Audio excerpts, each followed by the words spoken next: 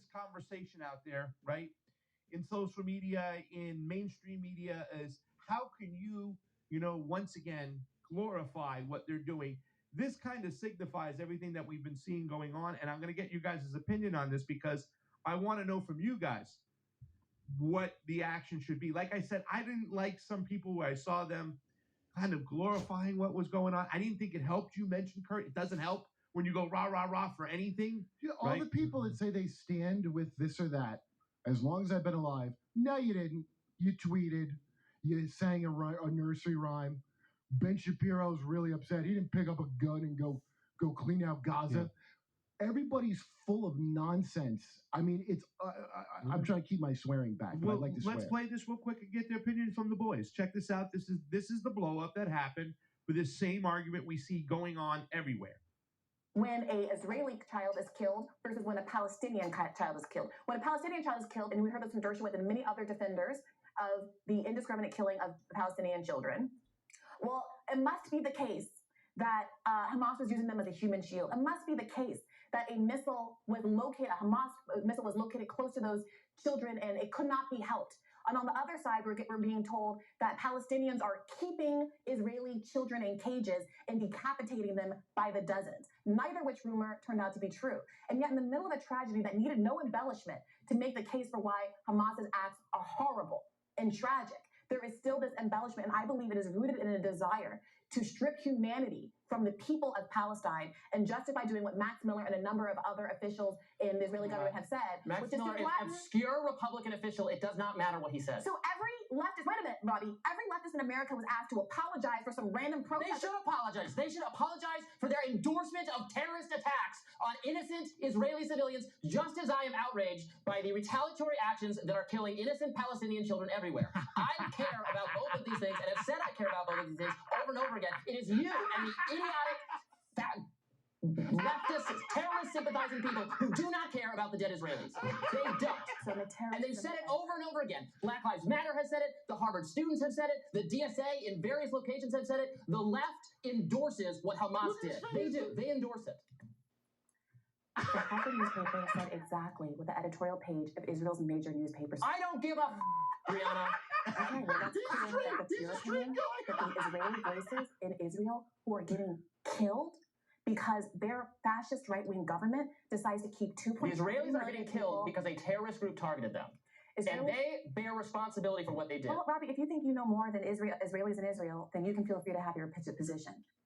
He's supposed to be a libertarian. My buddy Dave Smith, who I got to say I've known for many years, really knows his shit on a lot of things. Yeah. He's the one that first sent me the articles of Benjamin Netanyahu saying we must support Hamas to divide them from West Bank in the Knesset or whatever it's called. But David Smith, too, got into it with Caleb Maupin today, back and forth as well. And I see this all the time. And I see this from a lot of libertarians. I think sometimes Maupin's a dipshit. They try, maybe, but whatever the case may be. But I see a lot of libertarians trying to both sides these things that you got to condemn both sides. We still want to have a media job. Yes, but what do you expect these people to do when they've been carpet bombed for so long? Craig, they're prisoners if they hadn't done in the concentration camp. Can I yell like Robbie right now? If they hadn't done that unprovoked attack, Netanyahu was right about to let them out of that concentration camp.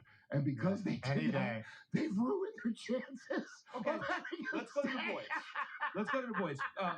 Keaton, you want Russell to take a stab at it? You guys make a decision. One of you guys take a stab at this. Is this hypocritical for what's going on? I think because it's done heavily by the right, the populist right. I think one of the best tweets I saw on Saturday morning was Dave DeCamp from antiwar.com going, well, that coalition with the populist right, it was fun while it lasted because we knew they were all coming out calling Hamas terrorists and justifying what was to come, which we see right now. And it's like, get out of North Gaza now because the missiles are going to rain. Your thoughts, you guys give me your opinion. Is there some hypocrisy here? Is it okay for people to celebrate? Should they not celebrate at all? Give us your opinions. I will defer to my Daywalker associate. Oh, you'll defer to me? Okay. Look at this. He's very passionate on this issue. I mean, well, first of all, as a rule, libertarians are funny when they're mad. I've always thought that about him. So he's no exception. But what I would say also is that Pasta, what you said about slaves not attacking but revolting, that's absolutely right. Norm Finkelstein compared this to a slave revolt. I compared this to a slave revolt on our show last week. I did a book report on Nat Turner in the 3rd grade. I don't know how I was able to get my hands on a Nat Turner biography as a 3rd grader. I was literally 9 years old reading about a bloody slave revolt in which, yes, women and children were killed.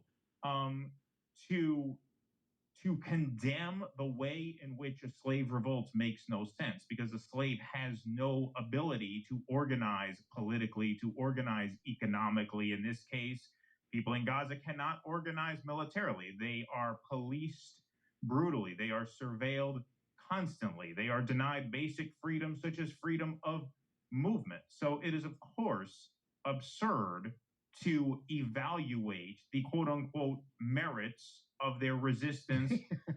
It makes no sense because you're assuming that they have a level of agency that they do not have, because they are granted no agency by the governing system under which they live. Jews in concentration camps had no agency.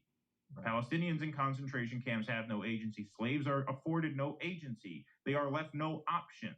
So Israel made it so that the only character a revolt could take is this kind of character. Very conveniently, a character that they could then condemn as terrorism and therefore invalidate it. Now, what you said, Pasta, earlier about not wanting to glorify this, I agree with that 100%. Chris Hedges says war is the greatest evil. He writes, war is maggots eating children's eyes. That's what war is. So when you glorify war and you venerate the warrior, that is really what you are propping up. You know, it was a story a while back where the Pentagon had a deal with the NFL, where they had a deal where the NFL would, you know, put on these very jingoistic pregame shows and really laud the military. That's why we glorify war and the warrior country. We glorify war and the warrior because of how unglorious war actually is, how ugly and how vulgar war actually is. So no, I do not glorify violence. I think all violence is tragic. I think all war is obscene. But it is the Israeli state that chose deliberately over several decades to make this inevitable. And so to talk about, well, they have to take responsibility. I mean, that's nonsense. It's nonsense. That's not even a political statement as far as I can see. And I also want to add, and this is one of these things I'm going to have to be a little careful how I say this. You know, when Hamas responded about killing civilians, they argued they don't consider settlers civilians.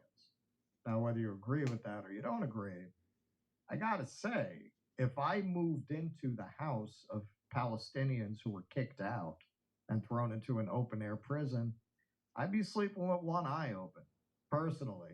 You wouldn't have a rave next to it? What's that? You wouldn't throw a rave next to the wall? No, I would probably not. I would probably not throw a rave. I would probably not be happy. And when they're hand gliding go running towards them. In the shadow of the concentration camp that my state has built. We showed a video on one of our patron streams the other day where literally the Palestinian woman is saying to the Jewish settler, she knew his name. They seemed to have some kind of a personal relationship. You know this is not your house. And he literally says to her, this was on Now This, well, if I don't steal it, somebody else is going to steal it. Okay? That's so great. if I were that guy and these people broke out and came for me, I can't say I would be terribly surprised. You know what blows me away? Oh, sorry. I'm sorry. I'm not saying that's the case with everybody. And again, as Keaton says, of course, war is always an obscenity and always a tragedy. But I think particularly in a heavily militarized state like Israel, where everybody serves in the IDF when they turn 18, the definition of civilian is a little blurry. Well, there are